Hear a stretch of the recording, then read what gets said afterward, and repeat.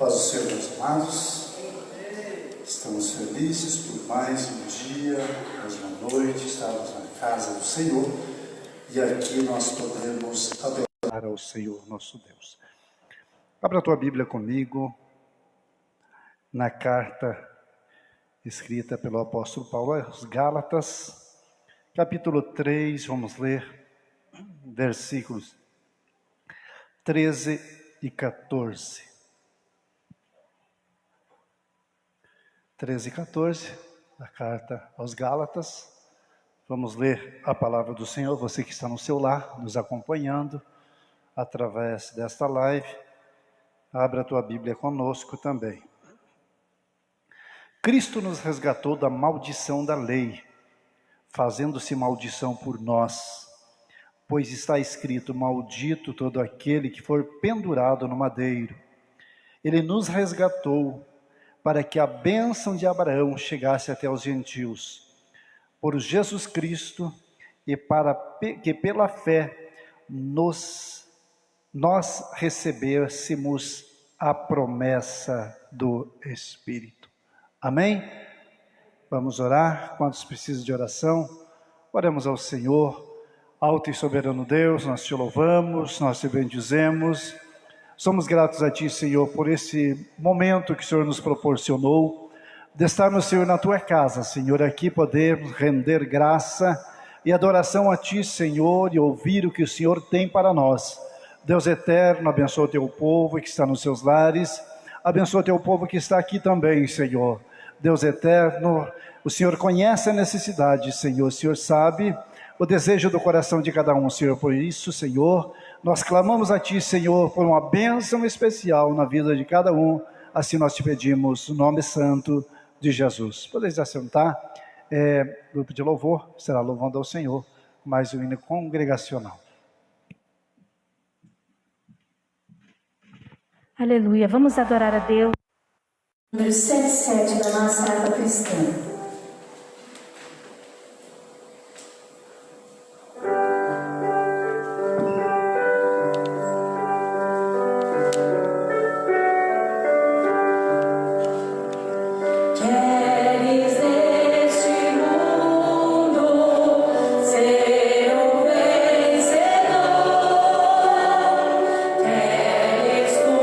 Cantar nas lutas e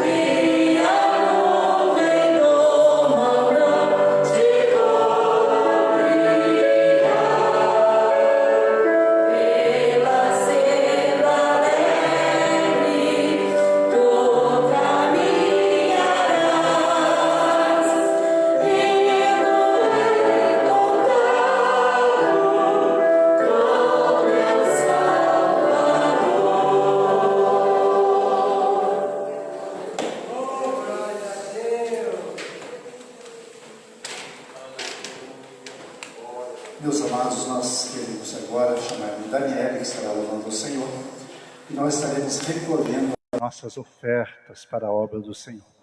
Nós, no final de semana, no sábado, nós estaremos aqui trabalhando com a nossa equipe, e os obreiros também, os demais obreiros estarão aqui trabalhando no sábado na igreja, se não chover. Tomara que chova, seria bom chuva, né?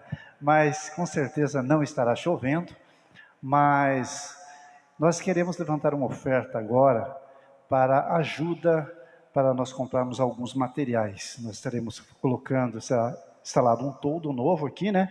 E faremos a cobertura do bebedouro na frente também dos banheiros ali, para que os irmãos, esteja chovendo, os irmãos não se molharem ao que for no banheiro, e também para que os obreiros que cuidam ali na frente, quando estiver chovendo, eles tenham onde ficar, para não se molhar.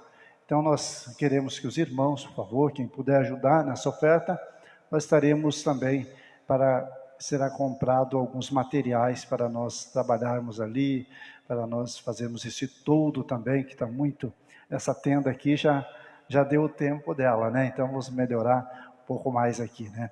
Vamos contribuir? Ore comigo agora. Eterno e bondoso Deus, queremos te louvar. Bendizemos, Senhor, porque o Senhor tem nos sustentado e não tem deixado faltar nada no lar do teu servo e da tua serva. Deus Todo-Poderoso, agora pedimos, Senhor, que o Senhor continue abençoando eles, Senhor, de maneira grande, de maneira poderosa. Senhor Deus, abre os céus sobre a vida de cada um contribuinte, Senhor. E aquele que não tiver condições, Senhor, sabemos que o desejo do coração dele é contribuir. Por isso, Senhor, abre as portas para ele e para ela, Senhor. Assim nós te pedimos, em nome de Jesus. Amém. Contribua com alegria com aquilo que Deus tocar no teu coração.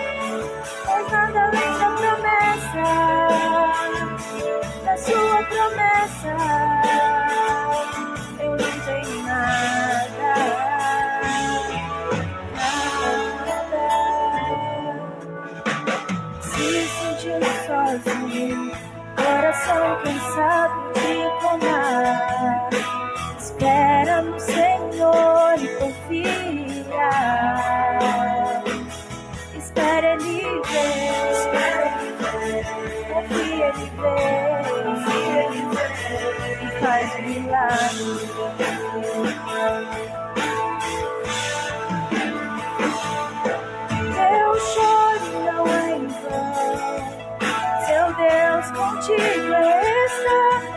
Espera no Senhor e confia. Espera, Ele vem. Confia, Ele vem. Ele faz um milagre.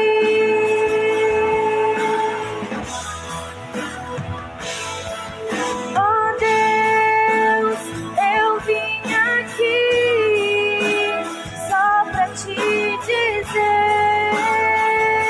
que minha esperança está em ti. Eu não tenho nada além, nada além de ti. Oh Deus, eu vim aqui só pra te dizer que minha esperança está somente em ti. Eu não tenho nada além, nada além de ti.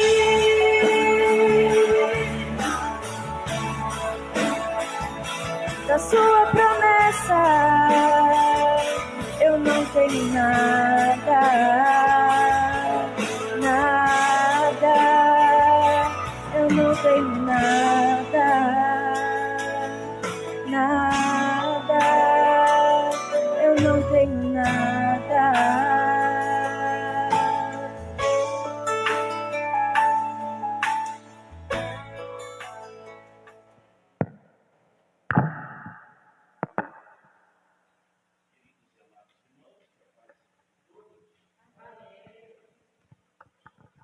Juntos mais uma vez, não é?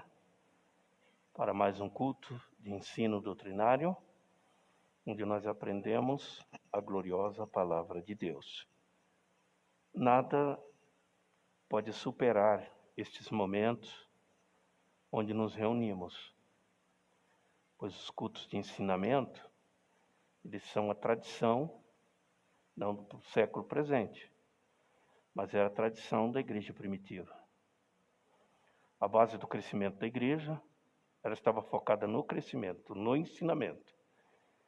Então observamos o que a Bíblia diz. Iam-se de cidade em cidade, ensinando a palavra do Senhor. Hoje está tão modificado tudo isso, né? Porque estamos substituindo o ensinamento por invenções e os modismos que está entrando e dentro dos nossos templos, e aonde as pessoas passam a valorizar mais o sensacionalismo que são pregados do que praticamente o conhecimento que é transmitido com base na palavra. Eu fiquei estarrecido com um depoimento dado por um pregador, entre aspas, né? Onde dizia que a Bíblia tem que ser modificada, renovada, que a Bíblia está ultrapassada e que tem que haver renovação. E que nós, ao ler a Bíblia, nós temos que mudar muitas coisas que tem. O sujeito desse é um herege e não merece a atenção de nenhum de nós. Quando a Bíblia diz que aquele que tirar um tio ou uma vírgula das palavras deste livro, com certeza, eu riscarei o seu nome do livro da vida. Por isso, é insubstituível cada frase, cada letra. É claro que existe uma disciplina dentro da teologia que ela chama-se exegese, a arte da interpretação. Alguns textos que não podem ser interpretados diante da concepção humana, mas nós temos que recorrer à exegese para entendermos com grandeza de detalhe. O fato de eu interpretar não significa que haja mudança. O que eu não posso é modificar a contextualização do Sacro Livro.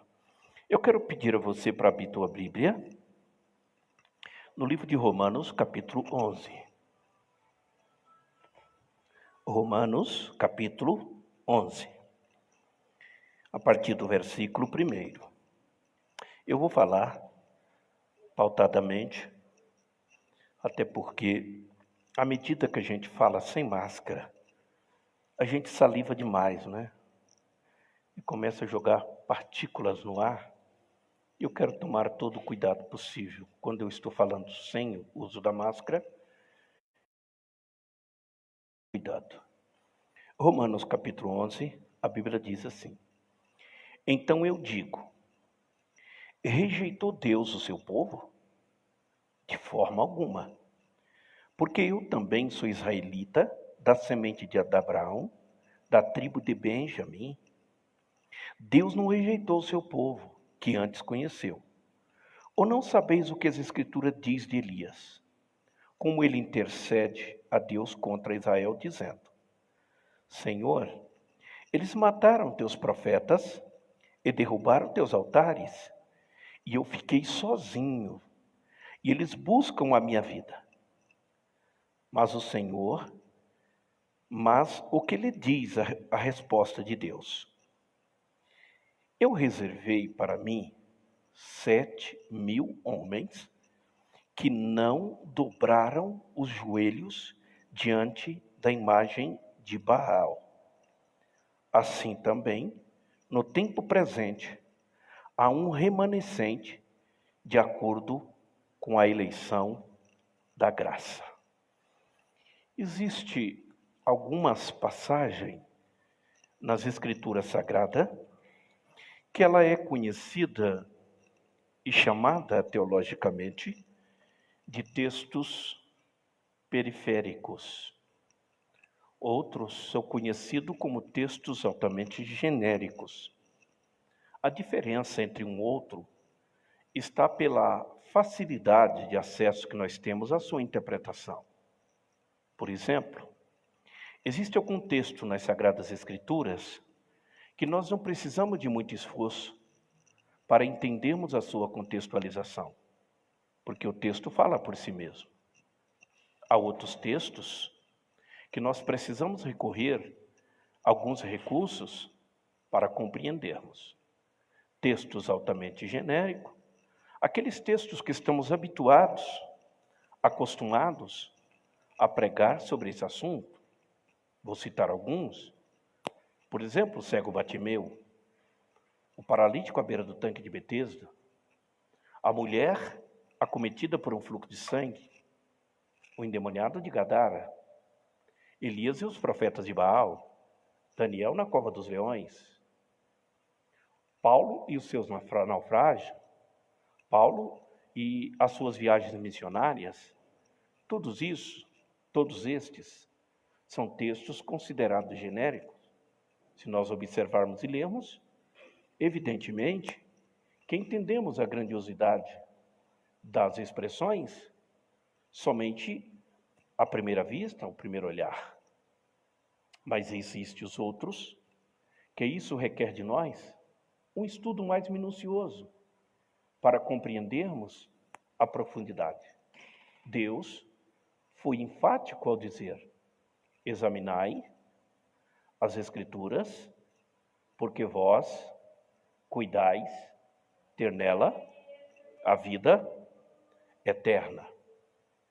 Mas observamos, dentro de uma ótica geral, que o crescimento integral da igreja, ela depende também do crescimento individual de cada cristão. Este envolvimento incondicional é um dos fatores essenciais para o pleno desenvolvimento da vida cristã, que é o conhecimento, acima de tudo, da vontade do Senhor. Mas para conhecer a vontade de Deus, nós temos que parar para um pequeno detalhe que passa desapercebido, onde a Bíblia diz: conheçamos. Quem pode completar? Conheçamos e prossigamos em conhecer o Senhor. Por que a Bíblia, ela fala isso? Porque Deus é uma fonte de conhecimento inesgotável e inexplorável. Se eu estudar a Bíblia a minha vida inteira, desde o meu nascimento até a minha morte, eu ainda não vou conseguir entender e colocar Deus ao cálculo humano.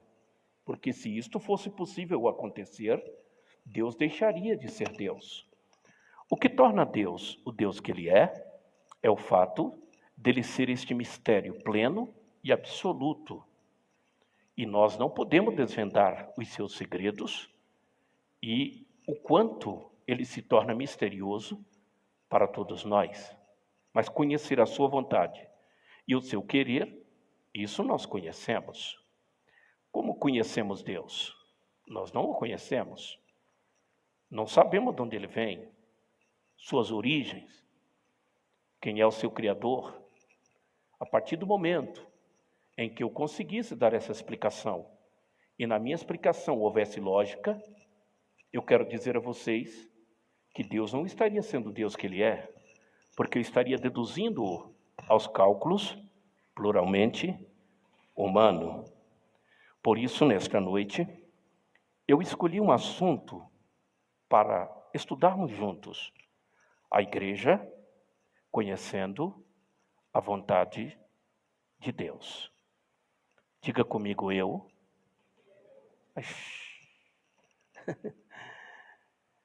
Tem alguém aqui? Então diga comigo bem forte. Eu quero conhecer a vontade de Deus para a minha vida. Este é um fato extremamente essencial e particular. Uma experiência que não se transmite, porque ela constitui-se um caminho extremamente andado.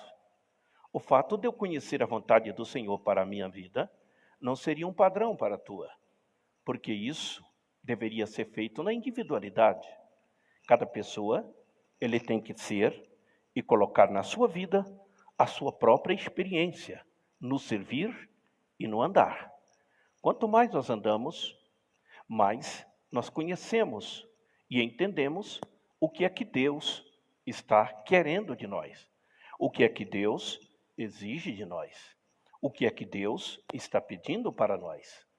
Você conhece alguém que anda ao teu lado, pode conhecer seus hábitos, pode conhecer suas maneiras, mas você jamais entenderá o que se passa na cabeça dele, até mesmo suas vontades. Eu, por exemplo, sei o que a minha esposa está precisando apenas da forma como ela me olha, por causa da nossa convivência de 35 anos. Então, são 35 anos morando na mesma casa. É 35 anos que eu levanto e a primeira pessoa que eu vejo é o rosto dela. E passo o dia todo com ela.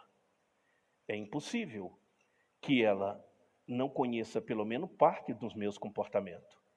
Mas ela jamais vai entender e compreender o que se passa literalmente na minha mente.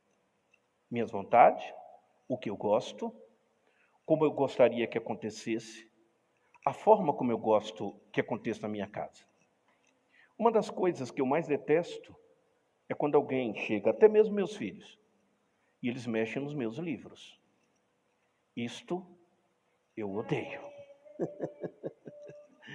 E quando chega lá o Alex, já vai chegando, vai colocando a mão. Opa, espera. Pai, você empresta para mim? Empresta com 2V. Vai e volta. Aí coloca a etiquetinha e diga, lembra-se que esse livro deve voltar. Essa é uma das coisas, é uma das formas que eu sou. É o que eu gosto. Gosto de ler, gosto de livros. Ah? Então, isso está inserido na minha vida. Bem, agora minhas vontades, às vezes, elas também servem para satisfazer em parte, até mesmo a vontade de minha companheira ou vice-versa. Mas a vontade de Deus é para nos proporcionar alegria, prazer e satisfação. Eu já vi gente que às vezes se lamentam e digam, Deus me chamou para a obra missionária e eu fui e submeti-me à vontade do Senhor.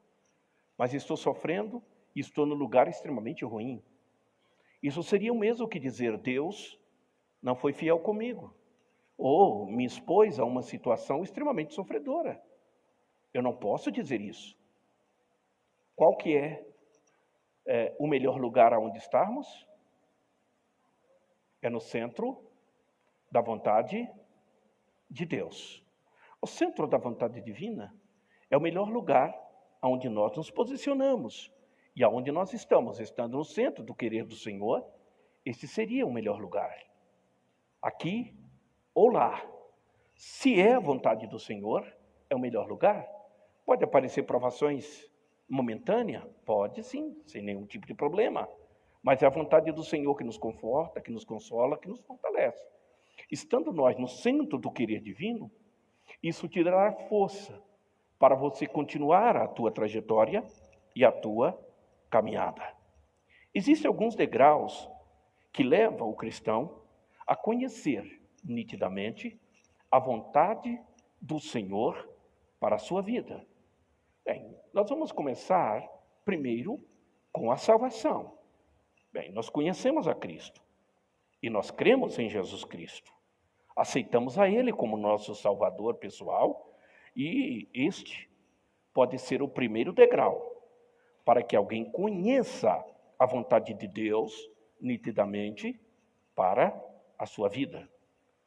Olha o que Deus diz: se vós estiverdes em, e as minhas palavras estiverdes em, é uma via de mão dupla, nós em Deus, Deus em nós.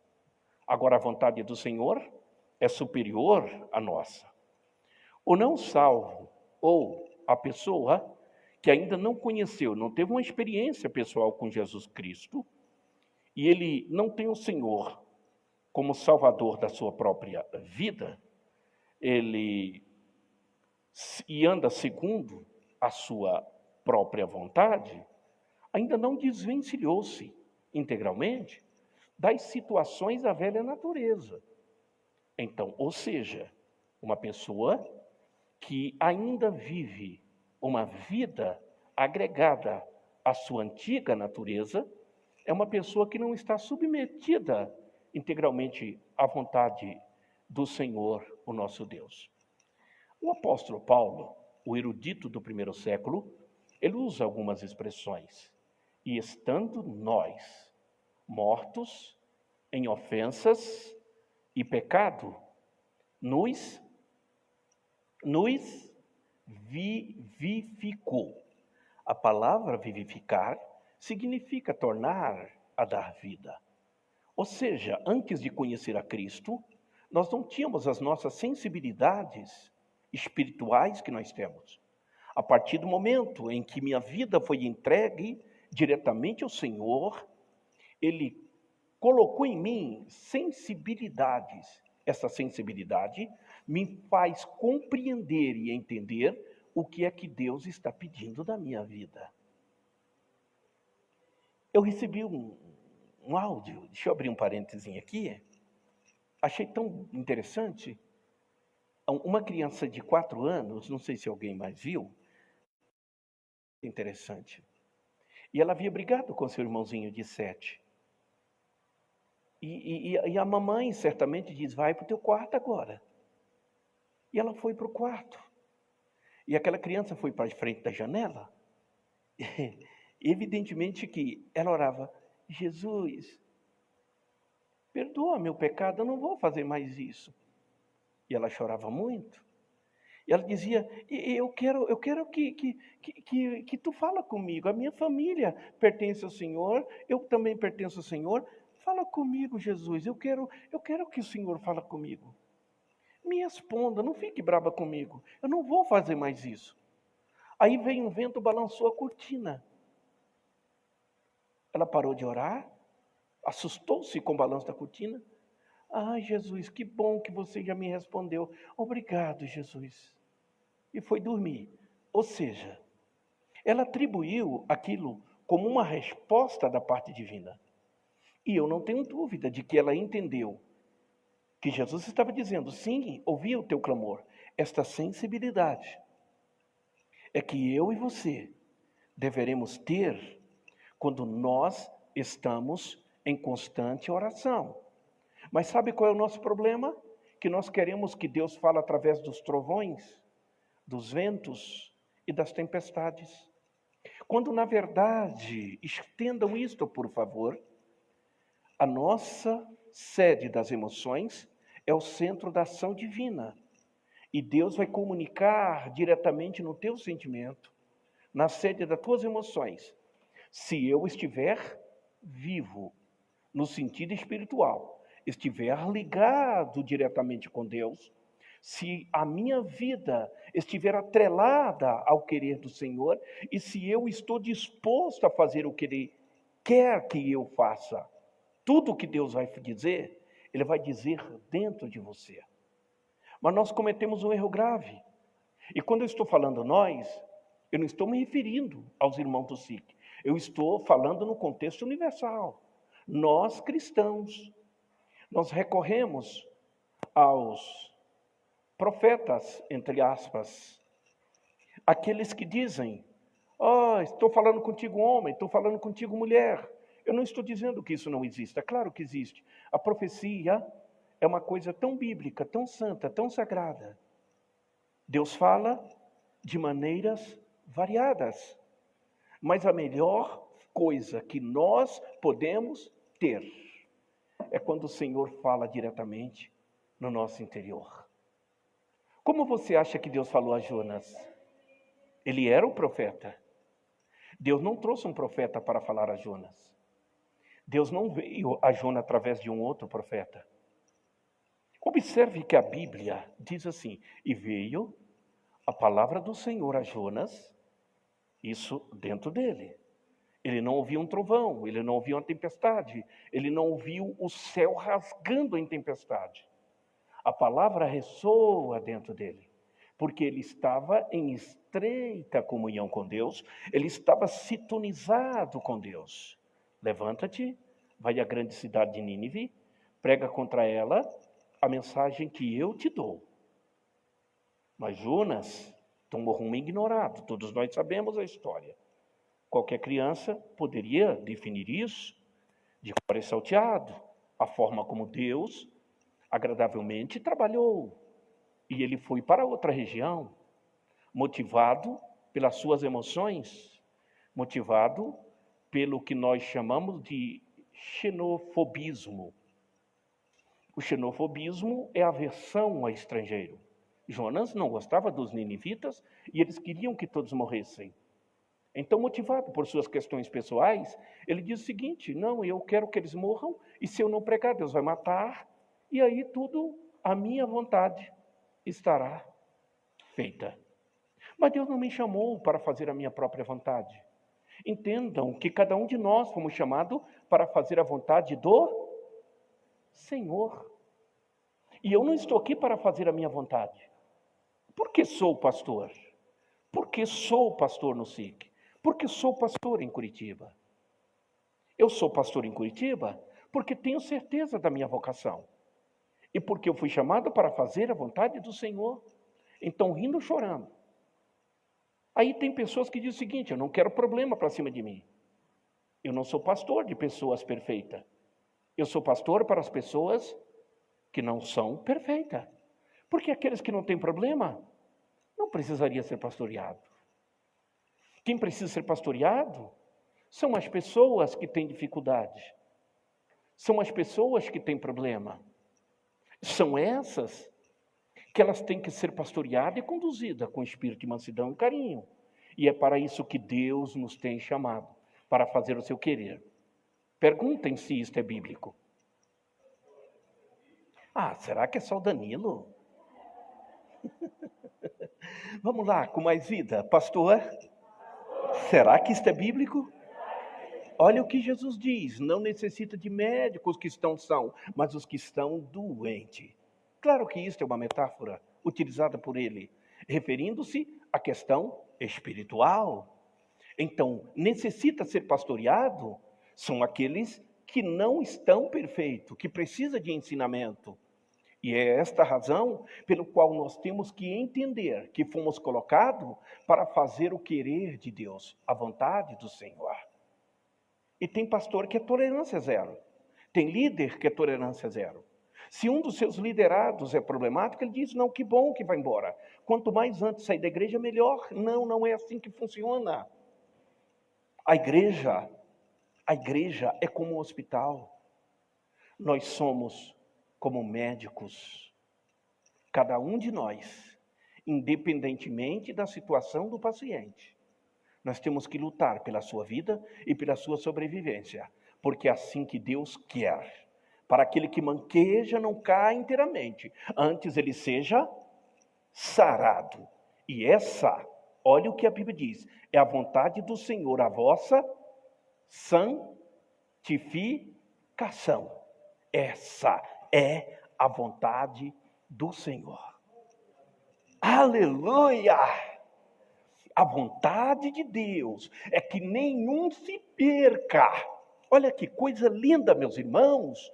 A vontade de Deus é que ninguém se perca, mas que todos cheguem ao conhecimento da verdade.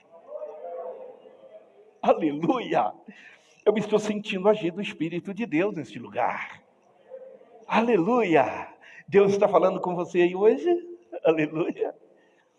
Então, sensibilidades para ouvir, porque nem sempre você vai ouvir Deus trovejar do alto céu, gritando pelo teu nome para os 4 cantos da terra ouvir.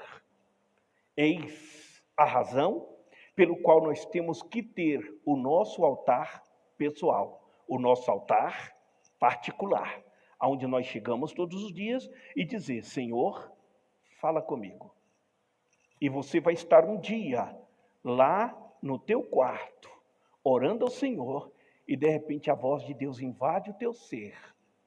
E você vai ouvir Deus sussurrando dentro de ti, na sede das tuas emoções, e quem sabe até chamando pelo teu nome. E quando Deus declara a sua vontade para mim, isso não me deixa dúvida. Eu saio convicto de todas as verdades. E às vezes, nós podemos até ouvir, e achamos que quem está do lado ouviu. Não, mas só você vai ouvir. É tão lindo isso, porque estamos falando de coisa espiritual. Às vezes você está dobrado os teus joelhos e você ouve nitidamente a voz de Deus. Mas quem está do teu lado não ouviu, só você ouve. Pergunte se é bíblico isso. Perguntem. Aí eu quero responder para vocês. É claro que é. O velho Samuel, ele já estava bem velhinho. Ou melhor, Samuel, Eli, estava bem velhinho. Samuel tinha nascido, mas já estava um adolescentezinho, mas ele estava servindo no templo. Ele estava dormindo e Deus grita, Samuel. Ele corre para Eli. Eli, você me chamou? Ele diz, não, não te chamei. Ele volta a dormir. E ele escuta de volta, Samuel. Ele corre para Eli de novo. Você me chamou, Eli? Não, não te chamei, volta a dormir, menino. Ele chama de volta, Samuel. Ele corre para Eli de novo. Você me chamou? A terceira vez, Eli entendeu que Deus estava chamando o menino. Ou seja, Deus chamava Samuel e Eli não escutava. E ele ouvia Deus chamando. Isto pode acontecer com a minha vida. Isto pode acontecer com a tua vida. Agora entenda que quando Deus clama pelo nome de Samuel, Deus estava imperando a sua vontade sobre a vida de Samuel. É como se Deus estivesse dizendo, eu estou te preparando para você fazer única e exclusivamente a minha vontade e o meu querer. O segundo passo para entendermos esta vontade soberana de Deus na nossa vida é a submissão. Submissão. Rogo-vos, irmãos. Quem disse isso foi um grande erudito.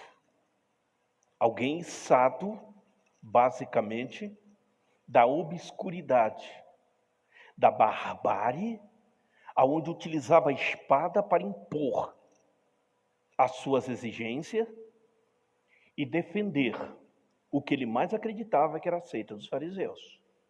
Paulo, que apresenteis os vossos corpos por sacrifício vivo, santo e agradável a Deus.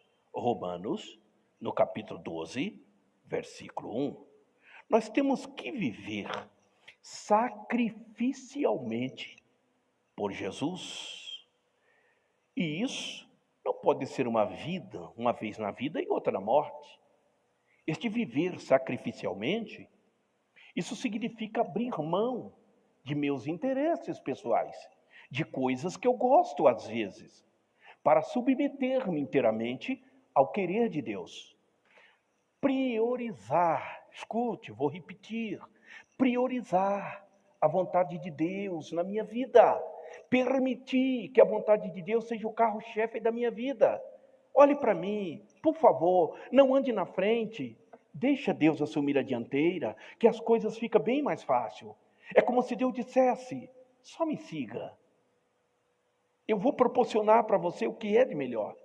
Mas nós não permitimos que isso aconteça, porque nós não confiamos em Deus o bastante para permitir que isso aconteça na nossa vida. Se isto acontecesse, nós sofreríamos muito mais menos, e a nossa dor seria muito mais amena. Quando Deus assumir literalmente o controle da minha vida, da tua vida, da nossa vida. É a vontade do Senhor. Em primeiro lugar.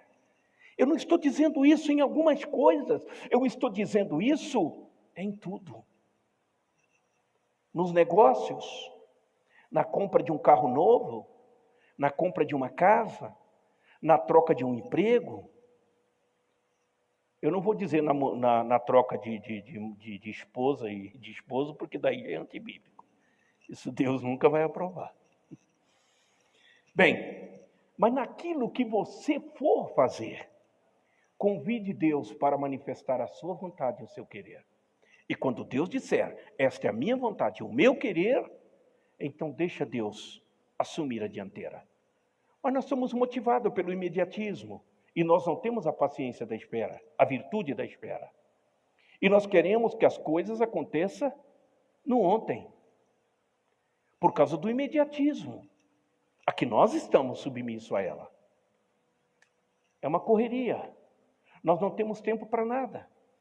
Até no volante do carro, nós não temos mais a paciência de estacionar para falar ao celular. Estamos com uma mão no volante e a outra com o celular colado no ouvido. Imediatismo. Perca um minuto na vida. Não perca a vida em um minuto. Deixa Deus adquirir e controlar o teu bem-estar, o teu dia a dia. Deixa Deus lhe dirigir. Deixa Deus administrar. Porque quando Deus administra, tudo vai correr bem para a glória do seu nome. Aleluia! Aleluia! Não podemos olhar para trás, como que tentando pegar de volta o que havíamos entregado ao Senhor. Às vezes entregamos algo, e quando eu não espero a vontade do Senhor, é como se eu tivesse pegado de volta dizendo, não, o Senhor não teve condições de administrar isso. O Senhor não teve condições de resolver este problema. Entregamos algo ao Senhor, e sem esperar que a vontade de Deus se concretize, nós vamos e assumimos tudo de volta. Aí depois vamos chorar, porque alguma coisa não dá certo, não deu errado. Entendam que a vontade diretiva, quando se trata da minha vida, é a vontade absoluta de Deus. E não a vontade permissiva. Porque a vontade permissiva não é uma vontade, não é direcional. A vontade permissiva é por causa da minha dureza do coração. É como se eu dissesse, você quer, então vai. É assim que você quer, então faça o que você quiser. É como uma pessoa te pedir um conselho, porque conselho não é aconselhamento, conselho é opinião própria, né? Um conselho, quando eu dou um conselho para alguém, eu vou dizer, não, olha, se eu fosse você, eu fazia isso, é uma opinião. Agora, o que Deus faz conosco não é conselho, é aconselhamento, ou direcionamento. O direcionamento, ele tem que ser seguido à risca. Quando eu dou um aconselhamento a alguém, eu estou dando um rumo à vida deste alguém. O que Deus faz com a minha vida é exatamente isso, é dar um rumo, é dar um horizonte, é dar um caminho, é dizer, entra por aqui e não saia dessa estrada. E é por aqui que eu vou te abençoar, é por aqui que você vai crescer, é por aqui que você vai prosperar. E o Senhor quer fazer assim com a minha vida e com a tua vida. Aleluia! E quando eu entro por este caminho que Deus mesmo, Ele escreveu para a minha vida, então as coisas fluem de forma diferente. O terceiro passo é a separação do chamado pecado. E não vos conformeis com este mundo, mas transformai-vos pela renovação da vossa mente. Não podemos andar de conformidade com o curso deste mundo que jaz no maligno. Agora veja a continuação da palavra.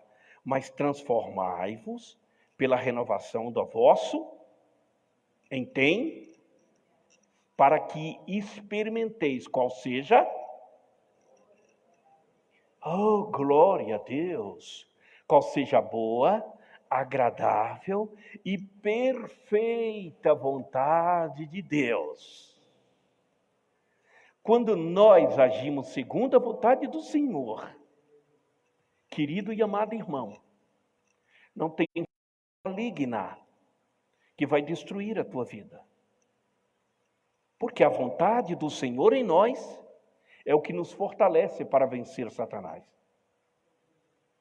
Porque é Deus agindo diretamente em nós. Ao subirmos o degrau da salvação, da submissão e da separação, nós estaremos no centro. Vou repetir. Nós estaremos no centro da vontade de Deus. E neste ponto, Ele estará nos guiando em tudo o que fizermos. Quando eu e você estivermos no centro da vontade de Deus, Ele estará nos guiando em tudo o que nós fizermos. Deus quer que estejamos totalmente sobre o seu controle, porque para Ele possa nos guiar. Ele quer que deixemos as nossas escolhas com Ele. Será que Deus precisa escolher alguma coisa para nós? Ou Ele já tem? Deus não precisa criar mais nada. A partir do momento em que eu disser para você, não, o que você tem, Deus ainda vai fabricar, isso significa impor limite. Porque fazer dependeria de um projeto. Fazer, teria que pensar, mas tudo o que você precisa, Deus já tem. Você entendeu? Tudo o que você precisa, Deus já tem. O que Ele agora vai permitir que você tome posse disso, se a vontade dEle, de fato, reina em você. Porque a vontade de Deus em mim cria um elo com Deus. Pergunte por quê? Porque a Bíblia diz, se vós estiverdes em mim e as minhas palavras estiverdes em vós, então você vai pedir tudo o que você quiser e será feito.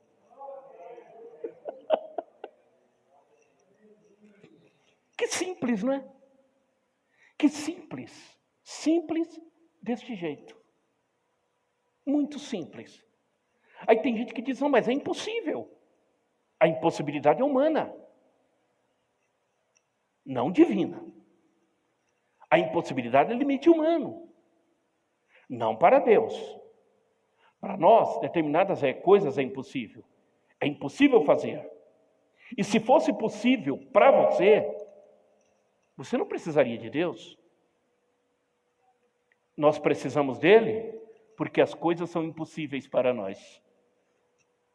Nós precisamos de Deus porque as coisas são limitadas para nós. Mas quando chegamos no Senhor, nós chegamos na fonte de todos os recursos. A casa que você precisa, Deus já tem. O carro que você precisa, Deus já tem. Mas eu não estou vendo, pastor. Aí que entra a questão. Vamos definir fé? Fé é o firme fundamento das coisas que não se veem e a prova das coisas que se espera. Você não está vendo, mas você já está provando a sua existência. Isto é fé. A minha netinha, sexta-feira o Alex chegou, sexta-feira passada, pai, eu quero que o senhor vai jantar comigo. Tem uma churrascaria e eu gostaria que o senhor e a mãe fossem jantar comigo. E aí eu falei para ele, de graça tem injeção no olho, né? Pode aplicar aqui. As coisas de graça você fala, é injeção? Pode aplicar no olho porque é de graça. E nós fomos, minha netinha foi junto. Lá em São José. Vô, me leva no aeroporto, estavam perto. E eu levei ela ao aeroporto. E ela diz, vô, aquele avião enorme é o mesmo que passa lá em cima? Eu falei, exatamente. Aquele avião enorme é aquele que você vê tão pequenininho lá em cima, que às vezes você fica imaginando, como pode? É a forma como você vê. E tem gente vendo Deus pequeno porque está vendo Deus de longe. Mas a partir do momento que você vê Deus de perto, você vai ver o quanto Ele é grande. O limite da tua fé está nisso, porque estamos enxergando Deus a uma longa distância. Chegai-vos a Deus. Complete para mim, por favor. Chegai-vos a Deus e Ele se chegará a vós. À medida que você vai se aproximando de Deus, Deus vai se agigantando na tua frente. Não tem como nós vermos um Deus pequeno quando nós estamos frente a frente com Ele, pessoal. Nós enxergamos um Deus grande quando nós estamos pertinho dEle. Deus vai se tornar um gigante na tua frente. E ela ficou deslumbrada por ver o tamanho do avião. Aí você explica, filha, você vê pequeno daquele tamanho, é porque você vê de longe. Mas agora você está vendo de perto, por isso você está vendo grande. Enxerga Deus de perto. E você vai ver um Deus enorme diante de ti, que faz o joelho de Satanás tremerem. Mas não enxerga Deus de longe, enxerga Deus de perto. A vontade dele é superior a tudo que existe. A nosso querer, a nossa vontade, e quando tudo estiver sujeito ao querer de Deus, você vai ver quantas coisas novas vai acontecer na tua vida. Aleluia! Ele quer guiar você. Ele quer direcionar você. Deixa que Ele direcione tudo aquilo que você quer. A vontade de Deus, ela tem que ser superior à minha. Queridos, se é uma coisa que Deus mais quer neste momento, é que você dependa dEle. Deus quer que nós dependamos dEle. Dependamos, tá certo? Ainda bem que tem o professor de português ali. Então Deus quer que nós dependamos dEle para tudo. Na nossa caminhada, jornada, no nosso ir, no nosso vir. É prazeroso para Deus, entendam isto por favor. Você não vai incomodar Deus com os teus pedidos. Ao contrário, você vai alegrar o coração de Deus. Aleluia. Eita, eu estou me segurando porque eu quero ser bastante cauteloso. Não estou finalizando por hoje. O que Deus requer de nós, eu quero finalizar com esta interrogação, Deus quer dirigir a nossa vida. É possível que você ainda não tenha encontrado a vontade de Deus para determinada área da sua vida. Simplesmente porque você não entregou nas mãos de Deus tudo aquilo que você quer e precisa.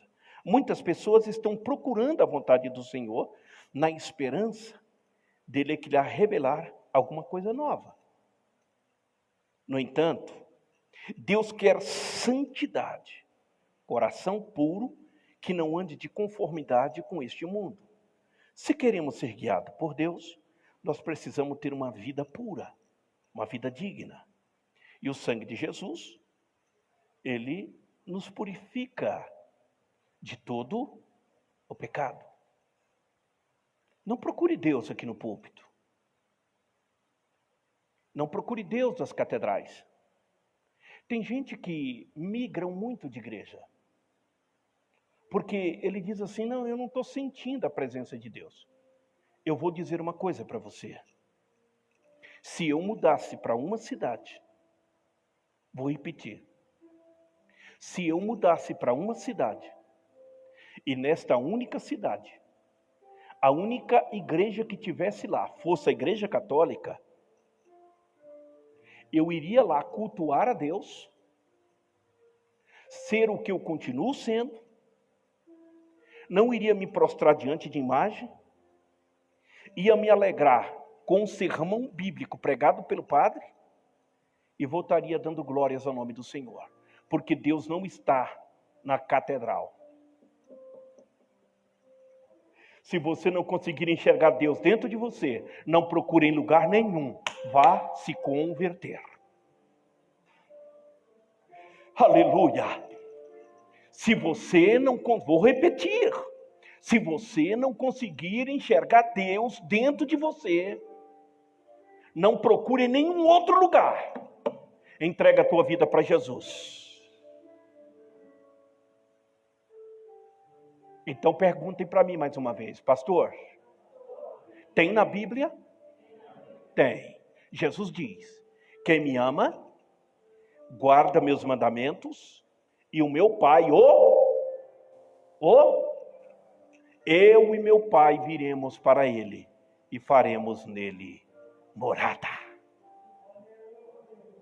Não procure nas reuniões com glamour, porque Deus não está procurando o glamour de nossas solenidades.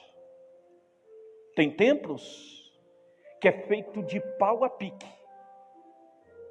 Quando eu estiver na África, em 2010,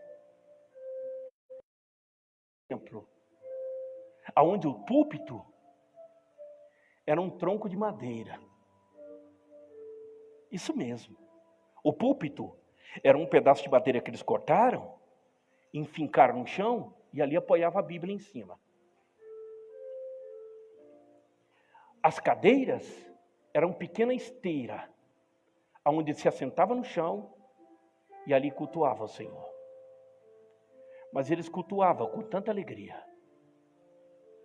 com tanto vigor, que eu voltei dali contagiado. A minha esposa perguntou para mim esse dia, você tem vontade de ir a Israel? Eu falei, não. Eu não tenho vontade de ir a Israel. Porque tudo quem está em Israel, eu tenho visto no contexto da Bíblia. E Jesus não está mais naqueles lugares para ser visualizado. Mas eu tenho muita vontade de voltar à África. E se Deus me der graça e saúde, eu ainda voltarei para pregar a palavra de Deus. Porque Deus não está nos templos de mármore, nas grandes catedrais. Deus não está procurando nossas reuniões glamourosas, onde as luzes, elas piscam o tempo todo. Deus está procurando a singeleza da alma. Deus está procurando a sinceridade, a entrega incondicional, quando eu me submeto inteiramente à sua vontade absoluta. Quantos querem fazer a vontade do Senhor? Fiquem em pé comigo, por favor. Eu darei continuidade a esse assunto. Vocês querem? Na próxima quarta-feira. Pastor Vilmar.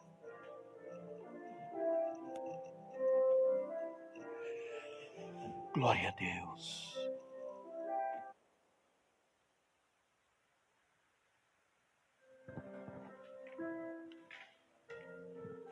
O grupo de louvor estará adorando o Senhor.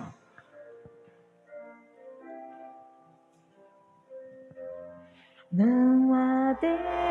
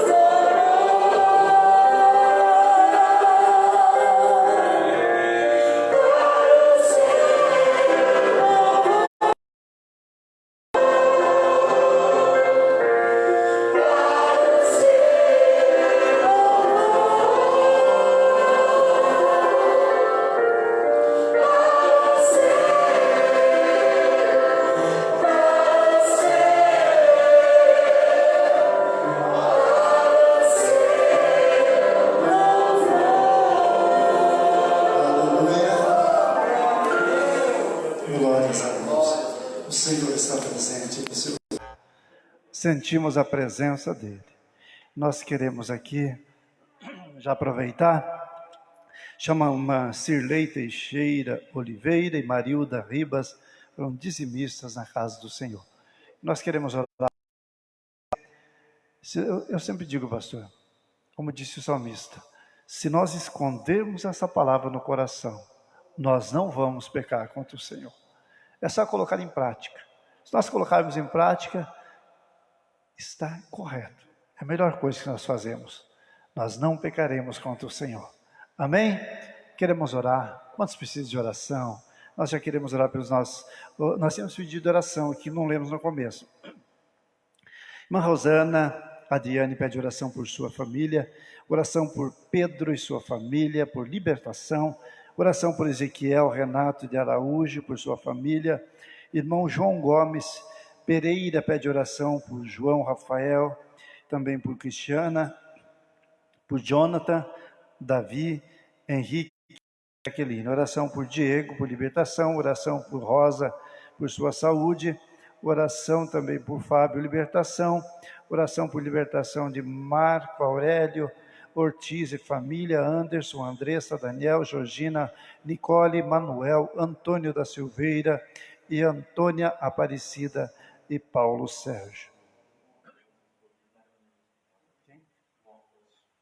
Vamos orar para o irmão Afonso, a esposa dele está levando ele ao hospital, para que Deus coloque a mão e ajude que não seja nada de grave com o servo do Senhor, né?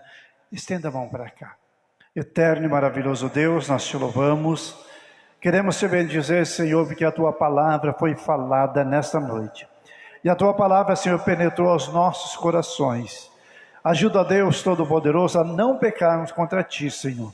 Deus eterno, colocar a palavra que ouvimos nesta noite. Deus Todo-Poderoso, olha para o irmão Afonso, Senhor, que está sendo conduzido ao hospital. Que o Senhor Deus possa colocar a Tua mão poderosa. Olha, Senhor, para esses pedidos de oração, Senhor, que nós mencionamos aqui. Teus servos também, Senhor, que precisam de uma bênção. O Senhor conhece, o Senhor sabe da necessidade. Ajuda-nos, ó Deus, a viver em santificação, Senhor, na Tua palavra. Deus eterno, dá-nos uma noite de bênção e de paz, em nome de Jesus. Amém? Só vou passar alguns avisos, bem rápido. Amanhã nós teremos o ciclo de oração, às 14h30. Os irmãos que puderem estar aqui participando e cultuando ao Senhor. Pela manhã tem oração, a partir das 8h, das 8 às 9. E no final de semana, no sábado, nós teremos um culto com o ciclo de oração também, né, pastor? Culto de testemunho, culto de intercessão. Às 20h, culto de intercessão. Nós convidamos aos irmãos que puderem estar aqui no sábado, para nós intercedermos uns pelos outros, né? Amém?